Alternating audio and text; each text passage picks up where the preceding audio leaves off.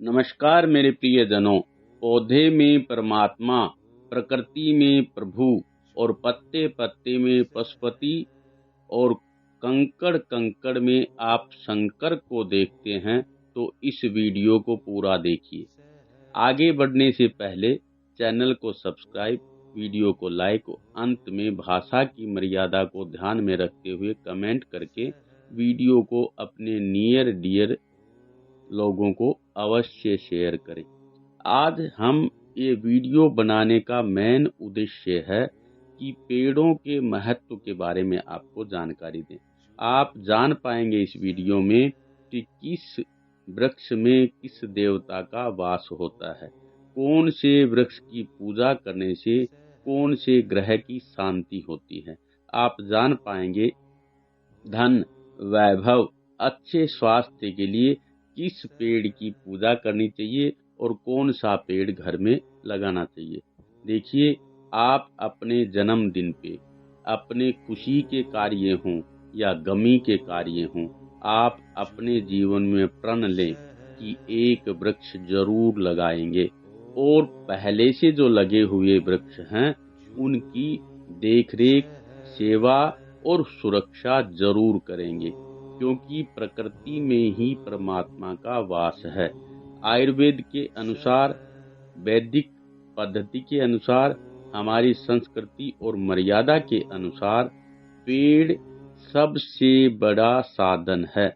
एक पुत्र प्राप्ति के बाद संरक्षा करने से जो फल मिलता है उससे 1000 गुना ज्यादा एक वृक्ष को पालने से और सेवा करने से मिलता है। आज आपको पूरी जानकारी हम दे रहे हैं। सबसे पहले आंवला के बारे में बात करते हैं। आंवला, जिसको अमृत फला भी कहते हैं, अमृता भी कहते हैं, अकरा भी कहते हैं। आंवला नवमी को आंवले की विशेष रूप से पूजा अर्चना की जाती है। अगले वीडियो में हम आपको बताएंगे, लेकिन आज आप इतना जान लें, आंवला में बेल तुलसी के भी गुण होते हैं। कहते हैं जब देवी लक्ष्मी पृथ्वी पर भ्रमण करने के लिए निकली तो माता के मन में भगवान शंकर और विष्णु दोनों की पूजा करने की इच्छा प्रकट हुई। अतः सर्वप्रथम देवी लक्ष्मी ने आंवला की पूजा की। तब से ये मान्यता है कि आंवला को किसी भी रूप में सेवन करने से स्वास्थ्य लाभ तो होता ही है और धन धान्य की पूर्ति भी होती है। केला, जिसे कदली फल, कदली और भानु फल भी कहते हैं, मान्यता है कि केले के पौधे में भगवान विष्णु का निवास होता है। इसलिए बृहस्पतिवार के दिन केले के पौधे का पूजन होता है। श्री हरि की कृपा बरसती है और माता लक्ष्मी बरकत देती है। केले के पौधे में बृहस्पतिवार ग्रह को बृहस्पति ग्रह की दशा के शांत करने के लिए पूजा की जाती है। लक्ष्मी नारायण की कृपा से शुभता और संपन्नता का वरदान मिलता है। चमत्कारी पौधा माना गया है। शास्त्रों में, धर्म ग्रंथों में तुलसी के बाद केले के पौधे को सबसे शुभ माना गया है। सभी शुभ कार्यों में केले के पौधे का मंडप, तोरण आदि बनाने की परंपरा है। केले के पत्ते पर भोजन करने से धन धान्य की कभी कमी नहीं रहती। बेल, जिसके अनेक नाम हैं, शिवद्रुम, बेलपत्र, त्रिपत्रक, बिल्व वृक्ष और महाकपित आदि अनेक नामों से जाना जाता है। बेलपत्र के सभी तत्व, जड़, तना, फल औषधीय गुण से लबालब हैं। आयुर्वेद में इसकी भूरी भूरी प्रशंसा है। आध्यात्मिक दृष्टिकोण से बिल्व वृक्ष की जड़ में महादेव का वास रहता है, इसलिए जड़ में देवादिदेव महादेव की पूजा की जाती है। इतना ही नहीं, कहते हैं बिल्व वृक्ष को सींचने से सभी तीर्थों का फल मिल जाता है। बिल्व वृक्ष का पूजन और बिल्व पत्र या फल से शिव का पूजन करने से पाप, दरिद्रता आदि का अंत होता है। वैभवशाली बनने का सौभाग्य मिल जाता है। इससे हनुमान जी भी प्रसन्न होते हैं, क्योंकि वे शिव के ही अवतार हैं। नीम, जिसे नीरज, निम्ब, नलिन नाम से भी जानते हैं, नीम वृक्ष को भी जड़ से पत्तों, फलों तक सभी औषधीय गुण मिले हुए हैं। इसलिए नीम को एक तरह से हकीम वैद्य कहा जाता है। नीम के जड़ में देवी दुर्गा का वास होता है, इसलिए नीम के पेड़ को शुद्ध और गुणकारी माना जाता है। नीम का पेड़ धरती पर किसी वरदान से कम नहीं। ज्योतिष शास्त्र में नीम का संबंध शनि और केतु ग्रह से है। दोनों ग्रहों की शांति के लिए नीम का पेड़ लगाएं या किसी भी रूप में इसका सेवन करें। हो सके तो नीम के पत्तों को पानी में डाल करके स्नान करें। इससे चर्म रोग आदि तो दूर होते ही हैं, शनि केतु ग्रह की शांति भी होती है। नीमरी देवी जो कई जगह पे बहुत प्रसिद्ध हैं और ये सर्वविदित है, शीतला माता के प्रकोप को नीम से झाड़ते हैं और भी बहुत से झाड़े नीम के पत्तों से होते हैं। तुलसी, आहा हा हा, द्विबीजपत्री, हरिप्रिया, तुलसा आदि अनेक नाम हैं। सबसे पवित्र औषधीय पौधा है। वेदों में इसकी उपयोगिता एवं गुणों का वर्णन है। एलोपैथी हो, होम्योपैथी हो, यूनानी हो, सभी दवाओं में तुलसी का किसी न किसी रूप में प्रयोग किया जाता है। और ज्यादा क्या कहें, सनातन परंपरा में जन्म घुट्टी से लेकर मृत्यु शैया तक तुलसी का प्रयोग किया जाता है। ज्योतिष शास्त्र के अनुसार तुलसी के पौधे के साथ शालिग्राम की नियमित पूजा करने से धन की अधिष्ठात्री देवी लक्ष्मी की कृपा प्राप्त होती है। लक्ष्मी माँ उस घर में हमेशा हमेशा के लिए निवास करती हैं जहाँ तुलसी शालिग्राम की पूजा की जाती है। ऐसे घर में दरिद्रता कभी वास नहीं करती। पीपल, जिसको संस्कृत में अश्वत्थ कहते हैं, एक पीपल का गुप्त नाम है, वो आज हम आपको बता रहे हैं। इसका एक नाम गुह्य पुष्पक भी है, क्योंकि इसमें फल तो दिखाई देते हैं, यानी पीपल वृक्ष के फल तो दिखाई देते हैं, लेकिन इसके पुष्प गुप्त होते हैं, इसलिए इसका नाम गुह्य पुष्पक है। स्वास्थ्य के लिए पीपल को अति उपयोगी माना गया है। नाना रोग जैसे पीलिया, रतौंधी, मलेरिया, खांसी, दमा, सर्दी, सिरदर्द में पीपल की टहनी, लकड़ी, छाल, पत्तियों, कोपलों और फलों का प्रयोग किया जाता है। धार्मिक महत्व का क्या कहना, आहा हा हा। संस्कृत में लिखा है, मूलतः ब्रह्म रूपाय मध्यतो विष्णु रूपिणे अग्रतः शिव रूपाय अश्वत्थाय नमो नमः। भगवान श्री कृष्ण ने गीता में स्वयं कहा है कि वृक्षेषु अश्वत्थोहम, इसलिए जहाँ पे अश्वत्थ यानी पीपल की पूजा होती है, पूजिता सर्व देवता, वहाँ सभी देवताओं की पूजा मान्य हो जाती है। आज आपको उस गुप्त प्रार्थना को बताता हूँ। आप पीपल की पूजा करें और परिक्रमा करते हुए इस प्रार्थना को बोले।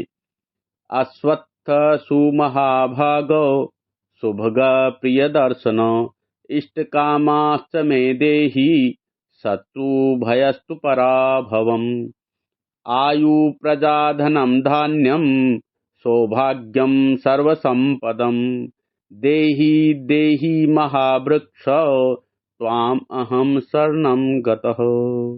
इस तरह से आप पीपल के वृक्ष की पूजा अर्चना परिक्रमा करें।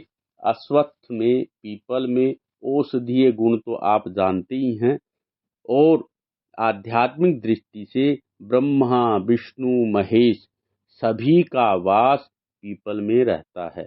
यानी 50,000 ब्राह्मणों के मंत्रोच्चारण से जो फल मिलता है, वो फल पीपल वृक्ष की सेवा अर्चना पूजा वंदना से मिलता है। एक पीपल का वृक्ष आप अपने जन्मदिन पे, अपने पुत्र के जन्मदिन पे, अपने वर्षगांठ पे या किसी भी शुभ या अशुभ कार्य में भी पीपल का वृक्ष आप जरूर लगाएं। इस तरह से प्रकृति में परमात्मा, पौधे में परमात्मा के आप दर्शन कीजिए। और वीडियो आपको पसंद आए तो आगे शेयर ज़रूर करें।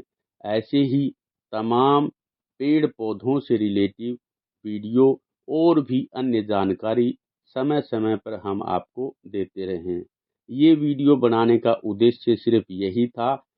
एक शॉर्ट बनाई थी छोटी सी, भगवान शंकर की पेड़ के अंदर तस्वीर, उसको आप लोगों ने बहुत लाइक किया, बहुत पसंद किया, इसलिए आज अन्य वृक्षों की ये वीडियो आपको हम दिखा रहे हैं, बता रहे हैं। इस तरह के अन्य वीडियो आपको समय समय पे बताते रहेंगे। तब तक के लिए आप चैनल को सब्सक्राइब, लाइक, शेयर करना न भूलें। मिलते हैं इसी तरह के अन्य वीडियो के साथ।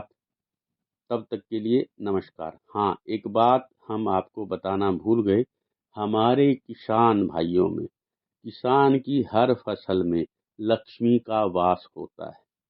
किसान जो भी फसल पैदा करता है उसमें माता लक्ष्मी हमेशा निवास करती हैं।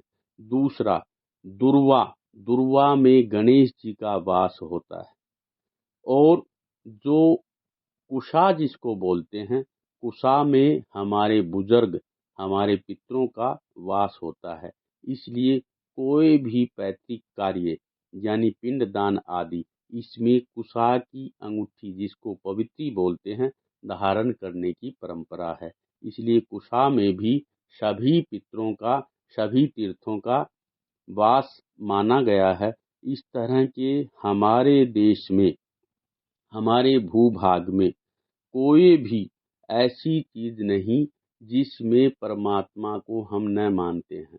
हमारे सनातन धर्म की एक विशेषता है, हम भारतवर्ष की, भारतवासियों की एक खास विशेषता है कि हम जीव में ब्रह्म को देखते हैं, हम पौधे में परमात्मा को देखते हैं, हम कण कण में भगवान शंकर को देखते हैं, हम नदी में माँ को देखते हैं, हम गऊ में अपनी माँ को देखते हैं, हम प्रकृति में परमात्मा को देखते हैं, हम हर औषधीय पौधे में हम परमात्मा को देखते हैं, हर पत्थर में भगवान शंकर को देखते हैं। ये विशेषता सिर्फ हम भारतवासियों के लिए है। ये सारी परंपरा हम भारत के सनातनी वीरों के लिए है। इसलिए अपनी परंपरा का गौरवगान करते रहें और इस तरह अपने हर शुभ कार्य में ज़्यादा से ज़्यादा वृक्षारोपण करें। किसी भी वृक्ष को आप अपनाएं और उस वृक्ष के साथ में कोई भी संबंध जोड़ लें, भाई का, बहन का, दोस्त का, पिता का, दादा का, चाचा का, ताऊ का, मित्र का, कोई भी रिश्ता आप पेड़ से बना लें और उस पेड़ से बातें करें। बातें करते करते उसकी सेवा करें। डिप्रेशन आदि आपके नज़दीक नहीं आएगा, आपको अकेलापन नहीं होगा। और नदी को हम पवित्रता की दृष्टि से तो मानते ही हैं, लेकिन नदी को भी हम माँ मानते हैं। गंगा माँ, जमुना माँ, सरस्वती माँ, ऐसा पवित्र सभ्यता, पवित्र संस्कृति सिर्फ हम भारतवर्ष, भारतवासियों के लिए है। इसलिए आप पौधे में परमात्मा आपने दर्शन किए, दर्शन हो गए हों तो आपको क्या करना है? सब्सक्राइब, लाइक और शेयर। धन्यवाद। मिलते हैं इसी तरह की अन्य वीडियो के साथ। नमस्कार।